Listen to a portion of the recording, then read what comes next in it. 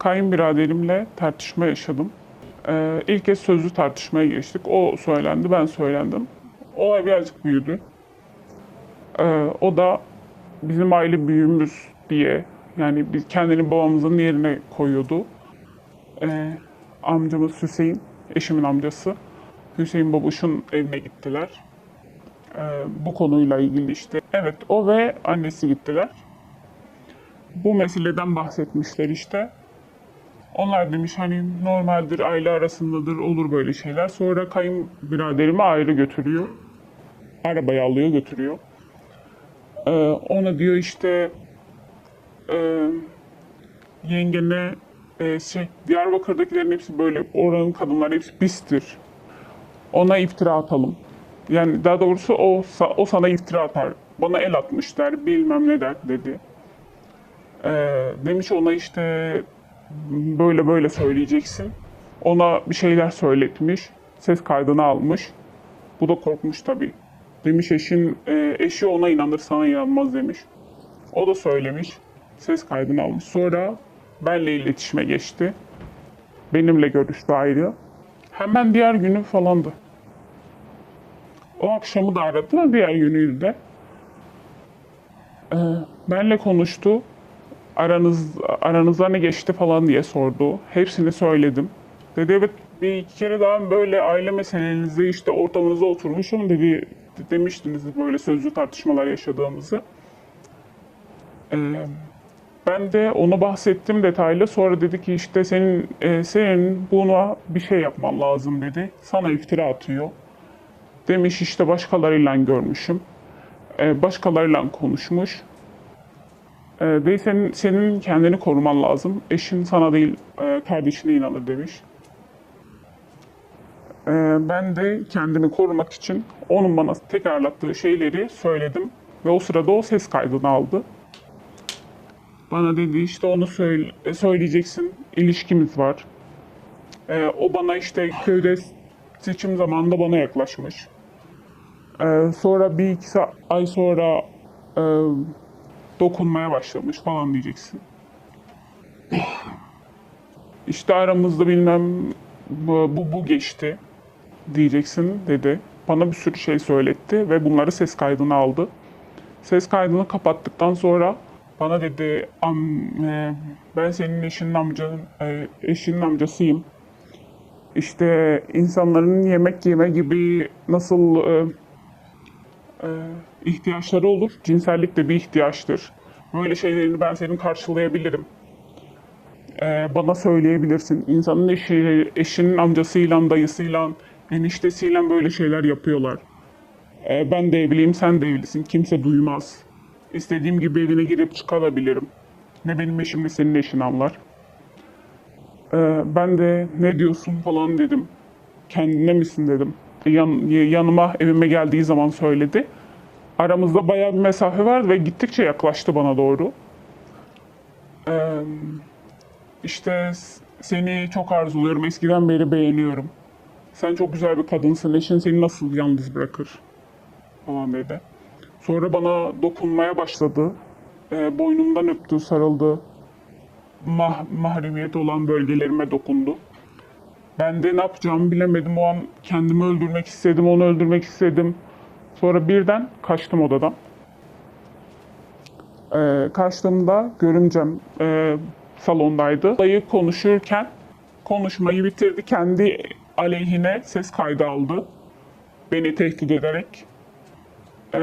Ses kaydını aldıktan, istediklerini söylettikten sonra ses kaydını kapattıktan sonra bana yaklaşmaya başladı.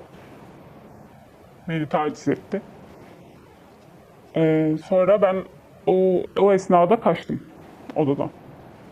Sonra bu kaç ay boyunca beni eşimin haberi olmadığı için onların evine de gidiyorduk. Onlar da geliyorlardı sık sık. Her gördüğü yerde taciz ediyordu. Sözlü taciz yapıyordu, dokunuyordu. İşte kimse de anlamıyordu çünkü eşimin amcasıydı. Ve beni tehdit ediyordu. Diyordu işte ses kaydın var. Bunu eşine veririm, akrabalarına veririm, rezil olursun. Ben tek başıma bir devletim. Polis, savcı benden sorulur Ben ne dersem onu yaparım.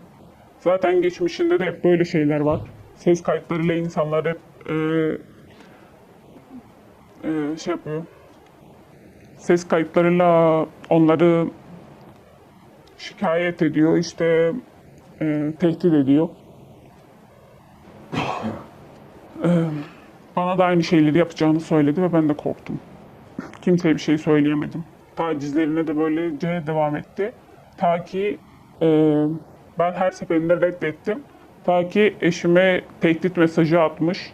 Aralarında ne geçmiş bilmiyorum. Normal konuşma da olabilir ya da benim için de böyle yapmış olabilir. 2 gün önce de bizim damadımızı alıkoymuş. Ona demiş ki işte ya diyeceksin, ses kayıtları da var zaten. Ona demiş ya diyeceksin ki bu ailede böyle böyle bir şey geçmiş ya da diyeceğiz ki o da onunla yapmış. Yanındaki şahitlerine de bunları söylettiriyor. Her gördüğü yerde, düğünlerde, misafirliklerde, kendi evinde, bizim evde bunlara devam etti. Tehdit ediyordu. Ben tek başıma bir devletim. Benim her yerde elim kolum var. Beni kimse içeri almaz. Olan sana olur. Aile içinde senin infazını veririm. Aile büyüklerine gösteririm. Evini yakarlar. Çocuklarına zarar verirler. Eşine söylerim. Bunları söylüyordu. Kez söylemek istedim ama dediğim gibi eli kolu çok uzun. İstediği gibi her şey yapabiliyor. Daha önce intihara da başvurdum. Hastanede belgelerim de var. 5-6 ay falan geçmişti herhalde. Fare zehri içtim. Bu defalarca sordu. Ben de psikolojimin yerinde olmadığını söyledim. Hatta belgelerde de var. Hatta adli vaka geçmesin diye çocuğum yemeğin içine koymuş dedim. Çünkü korktum. Söyleyemedim. Gidip şey de yaptık. Avukata da verdik. Başvurduk da mahkemeye ama hakim bizimle daha görüşmedi. Haftaya kadar görüşecekmiş. O zamana kadar bu adam her gün tehditlerini ve WhatsApp'ta paylaşımlarıyla bizim aileyi rezil etmeye çalışıyor. Benim iffetimi, namusumu ayaklar altına alıyor. Herkes de ona inanıyor. Ve şu an can kaybımdan, işte bana zarar vermesinden ya da ailedekileri bana kışkırtıp beni öldürtmesinden çok korkuyorum. Polise de gittik. Şey de alamadık. Uzaklaştırma da alamadık.